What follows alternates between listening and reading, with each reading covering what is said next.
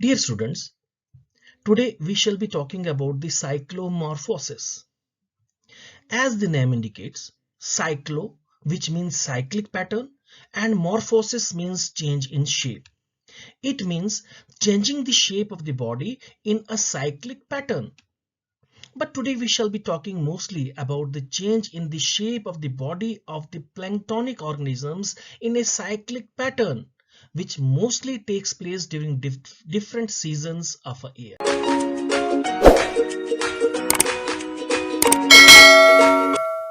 So, cyclomorphosis is also known as seasonal polyphenism. Now, what is this polyphenism? We simply say that it is a trait for which multiple discrete phenotypes which arise out of single genotype as a result of the changing environmental conditions.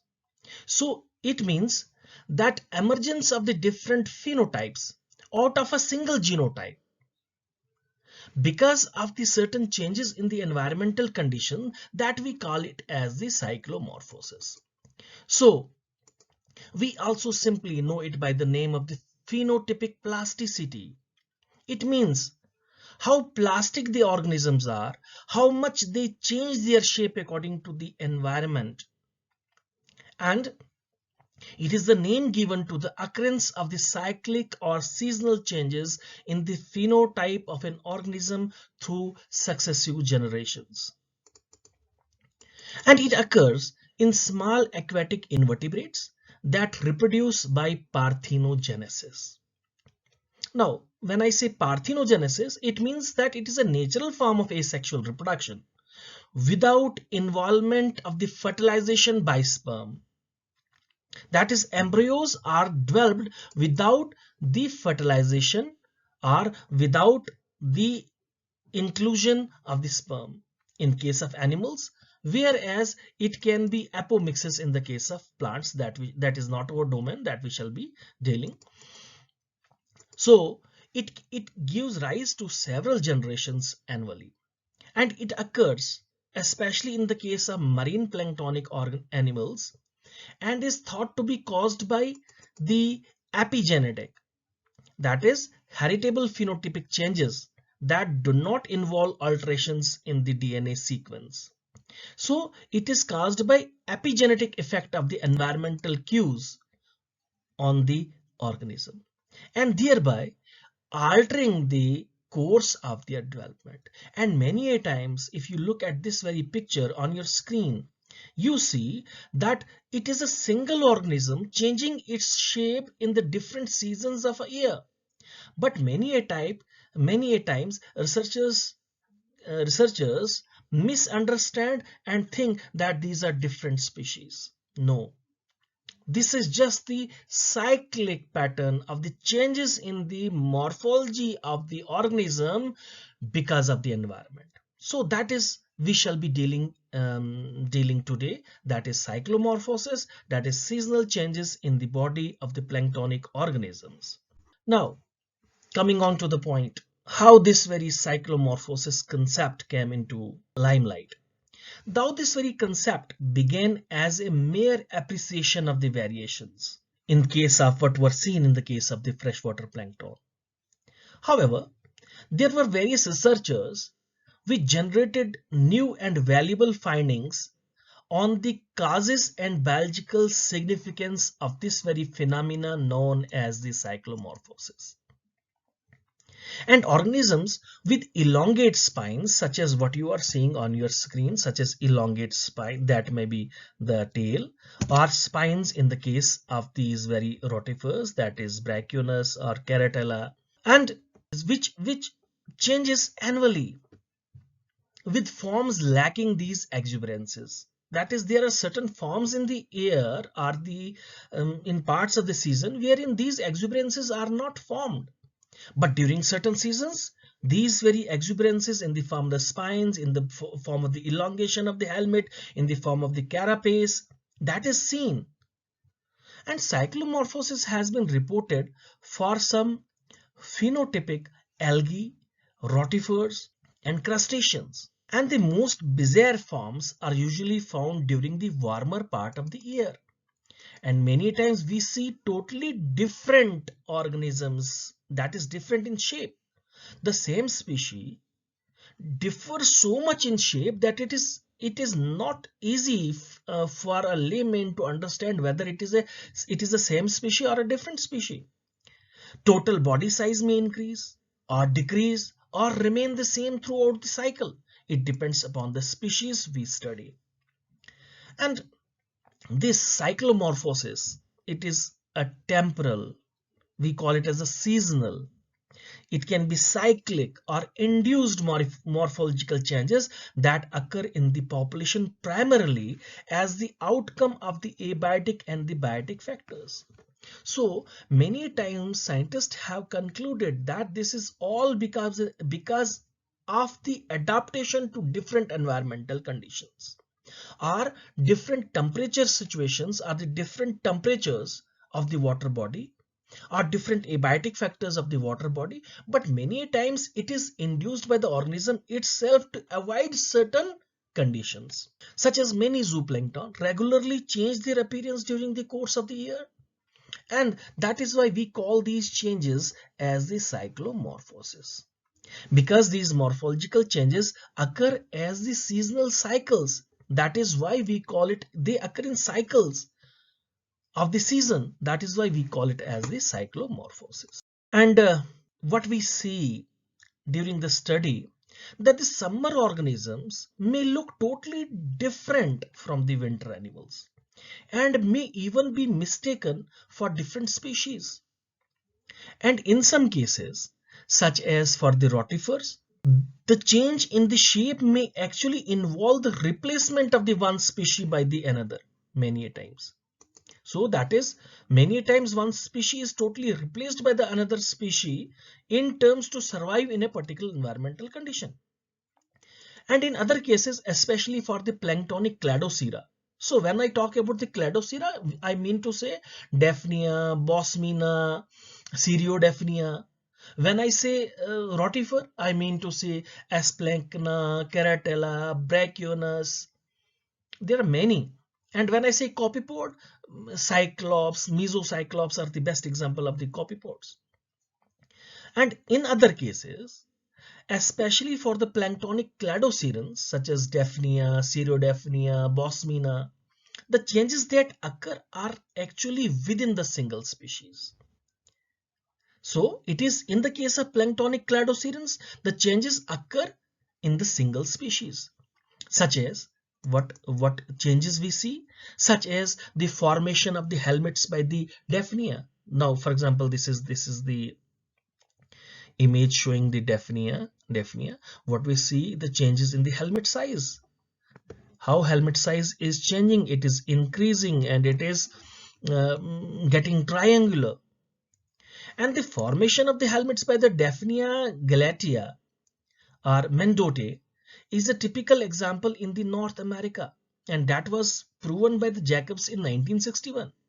And closely related species can coexist in the same lake if one species is cyclomorphic and other is not, such as studies have been conducted in the lakes of the North America, wherein it was found that these certain species such as Daphnia galatea and Daphnia hyalina, they were found in the Lake Constance, wherein Daphnia galatea changed its helmet shape and size, whereas Daphnia hyalina does not. So they can coexist. It doesn't mean that many times certain species, they do not change morphologically, but certain species, they do change their shape in a cyclic pattern, and that is why that very process is called cyclomorphosis. And there are certain organisms, but not all the plankton organisms, they manifest these seasonal changes, as I have told you,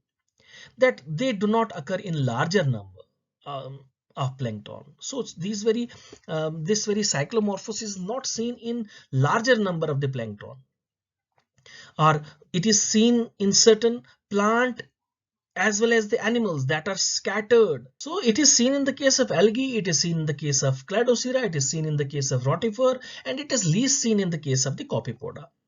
And one of the unique phenomena In the biology of the plankton is the occurrence I was telling you about the seasonal changes. We call it cyclomorphosis, and some of which are so striking that the summer and the winter forms of the same species are wrongly identified as belonging to different species.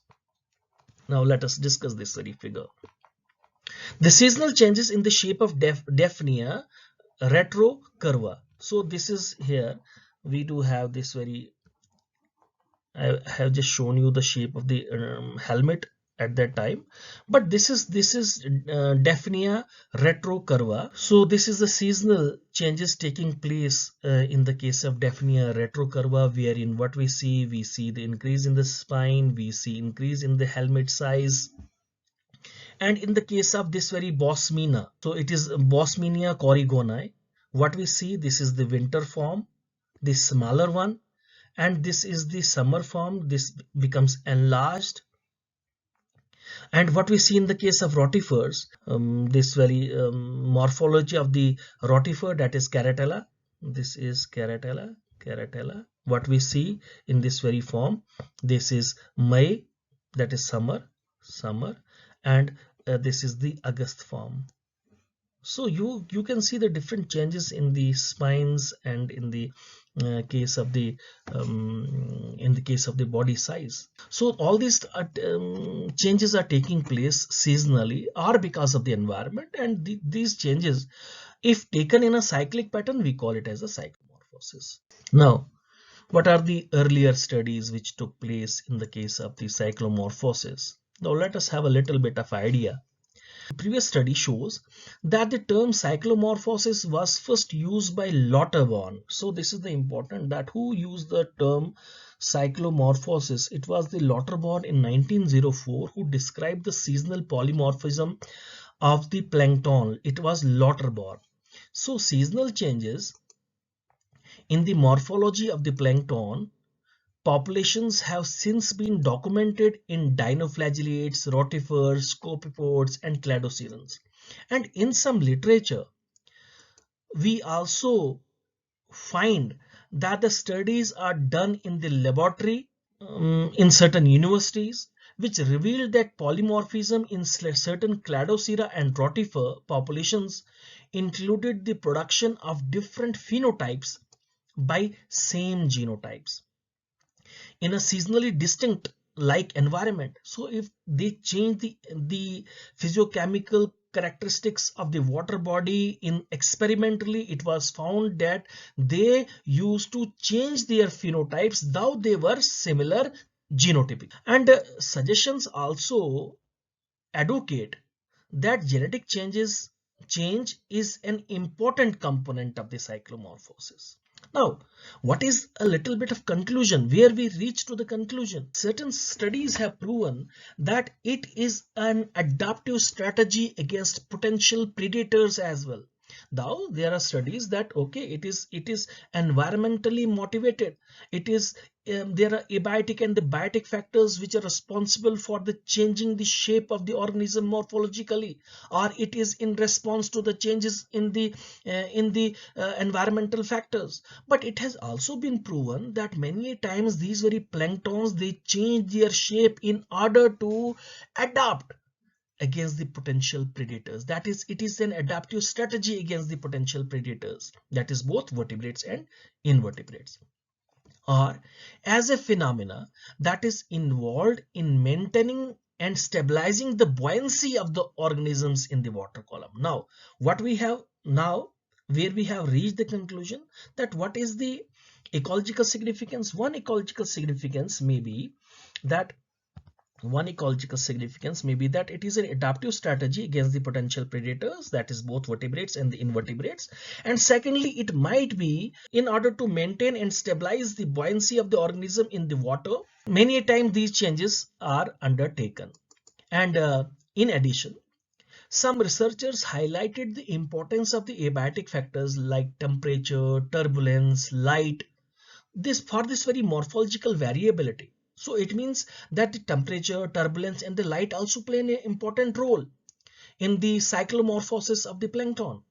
The aim of this very study many a times was to know that what is the main reason behind what is the biological significance, or what is the significance of the cyclomorphosis, why the organisms undergo such morphological changes. And we now have a little bit of idea that the first thing, it is to adapt. It is an adaptive strategy against the potential predators. It is to maintain and stabilize. It is for the maintenance and stabilizing the buoyancy of the organism in order to the changing in the water density according to the different season, or it may be because of the certain other abiotic factors like temperature, turbulence, light. Now, what is the biological significance of the cyclomorphosis in aquatic ecosystem? What is the biological significance? We knew about the ecological significance. Now what is the little bit of idea about the biological significance? We have let us have an idea as related to the Daphnia. In case of Daphnia, it is an adaptation to stabilize the movement in water and can resist the water currents better to stay in the water rich food materials. So we all know that most of the heterotrophs, they try to remain in a zone wherein they find the food, where food is abundant, where food is enough. So in the case of Daphnia, it was experimentally proven that it is to stabilize the movement of the of itself, to stay in the water, which are to resist the water currents better, and to stay in the water where food is abundant, that is having huge number of these phytoplanktons. So one thing is to stay in the water rich in the food materials. And the seasonal polymorphism in zooplankton, that is Cladocera, rotifer, has been noticed at large, but it has been noticed very minimal in the case of Copypoda. And it has been assumed that it has a major adaptive significance to these very organisms. And the most prominent biological significance, prominent biological significance of the cyclomorphosis in the aquatic ecosystem is adaptive mechanism of the organism in the water body. We have gone through this, and it entails the forms and shape in which these organisms take a bid to adapt to various harsh environmental conditions. That is, they change their shapes in order to avoid the harsh environmental conditions and to survive in the aquatic ecosystem. So it has the ecological significance as well as the biological significance. Now let us have a little bit of idea in all these very cases of the most important categories, that is Rotifera, Cladocera and Copypoda. Let us have a little bit of glimpse. So first of all, we shall be talking about the cyclomorphosis in rotifer. Cyclomorphosis, or it is also known as the seasonal polymorphism, is a seasonal morphological variation in successive generations of the small aquatic organisms. And cyclomorphosis is a phenomena that is particularly conspicuous but fairly common among the protozoa, dinoflagellates, these Cladocera, rotifera, Copypoda, but in other very cases it has been found to be minimal. Although it is more difficult to study the genetic continuity of the seasonal forms of the same species of the rotifers than that of the planktonic crustaceans, cyclomorphosis in several rotifers has been analyzed in some depths, just like the other planktonic organisms. Seasonal polymorphism is therefore defined by the marked change in the shape of some part of the organism in relation to some standard dimensions. For example, if we say that okay, this is the standard dimension of the rotifer, but when we say deviation toward the right or toward the left from this very standard deviation, we say okay, these are the cyclomorphic forms of this very organism. Now, the common changes, they occur in the growth form or what changes, where does these very changes occur? That changes may occur by elongation, by reduction in size, and the production of the lateral spines. Now, if we talk about the elongation, in relation to body width in some species of Splanchna, so this is the Splanchna, this is Splanchna here. These are the little bit larger in size than the normal rotifers. Splanchna, mid-summer populations can be about 5 times long and wide, and changed from their nearly spherical morphology in the late spring. These elongated forms are nearly sterile. These are mostly sterile. They die back and do not appear until next spring. So what does it mean? It means that the summer forms, they are long and wide than that of the winter forms. And secondly, they are mostly sterile. They after their death, they do not appear until the next spring. So when these forms reached, they die and they appear in the next spring as well. Now the second case is second case is reduction in the size. Second case is reduction in size. Now what we see in the case of the reduction, what happens in the case of reduction? So at higher temperatures, that is in summer, we are talking about the higher temperature in summer, a disproportionate reduction in length of the lorica spines is observed. So many times disproportionate reduction in the length of lorical spines is observed as well. So these are the spines as well. These are the spines that disproportionate growth is seen, such as in the case of this very figure. You are also seeing that the spines, they are not of the same size and the shape, but they change. So mostly at the higher temperature, we see disproportionate reduction in the length of the lorical spines. Change is common among different species of Caratella. We mostly see in the case of Caratella. So its adaptive significance is unclear. Even today, its adaptive significance is unclear. Though we have a generalized view that okay, it helps to evade the predators, it helps to remain stable, it helps to maintain buoyancy in certain organisms. But in the case of this very spine, in the case of rotifera, still it is unclear that why there is disproportionate reduction in the spine length. So it has been many times, its adaptive significance is unclear. Since the reduction in the spine length increases sinking speed at the higher summer temperature. So it has been found that this very spine length increases the sinking speed. That is why they decrease their spine length in order to stay at a particular depth or at the surface. So the causal mechanism for the reduction in the spine length is still unclear.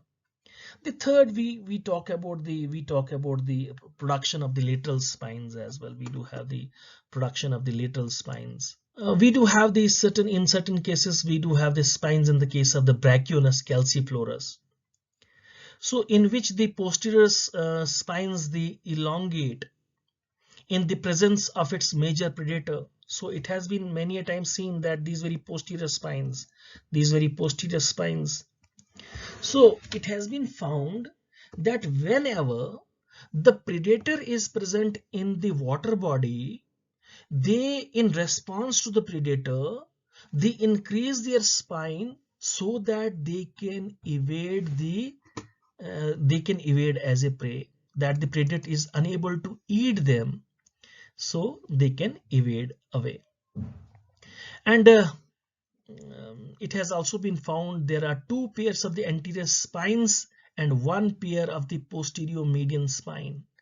A pair of the posterior lateral spine may or may not be present in certain cases. So by the increase in the length of the spines, so it is in order to evade the predator. The predator is unable to engulf because of the increased spine, so they keep away from the predators. Now let us talk a little bit about the polymorphism in the case of Cladocera. Seasonal polymorphism in the Cladocera is more conspicuous.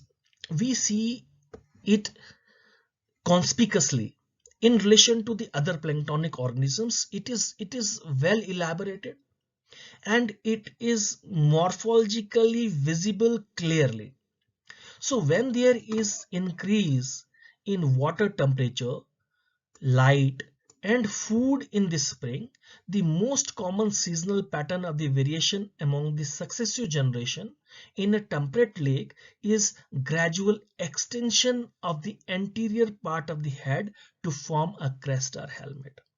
Among the successive generations in the temperate lake, it was found that this very anterior part you are seeing here, that this very anterior part changes gradually to form the crest or the helmet. This how much variation you are seeing from this from number 1 to this number 2 and to number 3 to number 4. So there is a huge variation in the helmet size or the change in the shape of the crest. And secondly, the carapace length, secondly, what we see, carapace length on the other hand changes little or decreases only slightly between spring and summer. So there is very much little variation in the case of carapace length, which decreases only slightly between spring and summer and then increases again in autumn. So if we talk about the carapace length, it decreases very slightly between spring and summer and increases again somewhat in autumn. Then we have the number of the parthenogenetic eggs. We all know that these very organisms reproduce asexually as well by developing the embryos without the involvement of the sperm, and the fertilization takes place without the involvement of the sperm. And the number of these very parthenogenetic eggs per individual generally decreases markedly in strongly helmeted forms. So what was found, that those very organisms, those very Cladocera, which were having the strong helmet in the summers, this very number of the parthenogenetic eggs decreases, and the number of the instars increases with the higher temperature. And second relation was found, that the instars increases with the higher temperature. So what we again notice, extent of the head development and the change of the head shape, they are extremely variable among these species, and even within this species, within the same species, under different environmental conditions.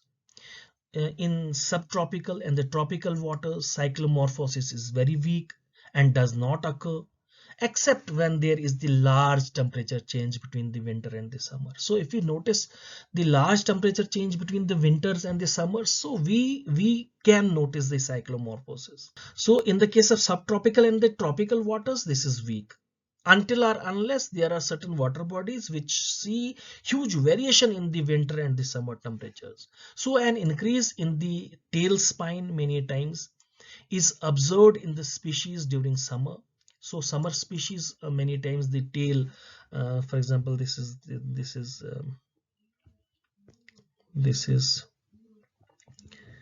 the Daphnia, and many times this very tail is seen to increase during the summer. And cyclomorphosis in certain other genera such as Bosmina, Cereodaphnia and Chidorus, it is much less distinct, and it has been found mostly in the case of the Daphnia and consists of the slight reductions in size of the body and of the antennule in summer.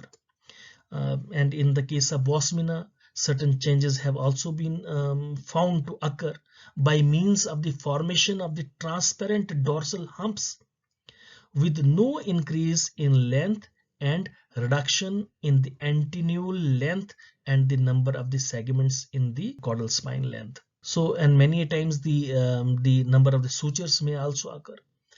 So cyclomorphosis have been very much typically found in the case of the Cladocera, such as Daphnia, Cerodaphnia, Bosmina. So all these were found to have the cyclomorphosis. In the case of these very cladocerans as well, in the number of the species, helmet extension does not occur at the water temperature below 10 to 15 degrees centigrade. So this very change in the helmet size, it was not found to occur, that is temperature below 10 to 15 degrees centigrade, but it was the carapace length is maximal in the winters. So what we inferred that the carapace length was found to be maximum in winters, and the ratio of the head length to carapace length, it increases with increasing temperature. So carapace length was found to maximum in winters, and secondly, the helmet extension does not occur at the water temperature below 10 to 15 degrees centigrade. It means when the temperature increased more than 15 degrees centigrade, this variation of the change in the helmet size was seen. And thirdly, carapace length is maximum in winter, and ratio of head length to carapace length increases with the increasing temperature. And it is clear that the temperature is a primary stimulus affecting the height of the head helmet. So if somebody asks you that which of the factor is most responsible for the increase in the helmet size of the Daphnia, you can clearly say it is the temperature which affects the most. So Daphnia, in the case of Daphnia, and it is effective during the middle of the embryogenesis. So in the middle of the embryogenesis, this very stimulus is found to affect. Now lastly, the cyclomorphosis in the case of Copypoda. Seasonal polymorphism among the adult copypods, it is very minor as compared to other Cladocera and Rotifera, which occurs among the parthenogenetic Cladocera and Rotifera. The most conspicuous feature is a slight inverse relationship of the body to increasing temperature. That is, in few cases it was found that the animals of the summer population tend to be somewhat smaller than that of the living in the colder areas. So the copypod does not show a marked seasonal changes in the morphology. So, but it was found that there is an inverse relationship of the body size to the increasing temperature. It means that the animals of the summer populations, they would tend to be somewhat smaller than that of the colder areas. The only difference this was found in the case of the Copypoda. So this was all about the cyclomorphosis, or the seasonal pattern in the morphological changes of the planktonic organisms, or the change in the body shape and size of different or planktonic organisms seasonally. So that was all for today. Next time we shall be dealing with the classification of the lakes. Thank you very much.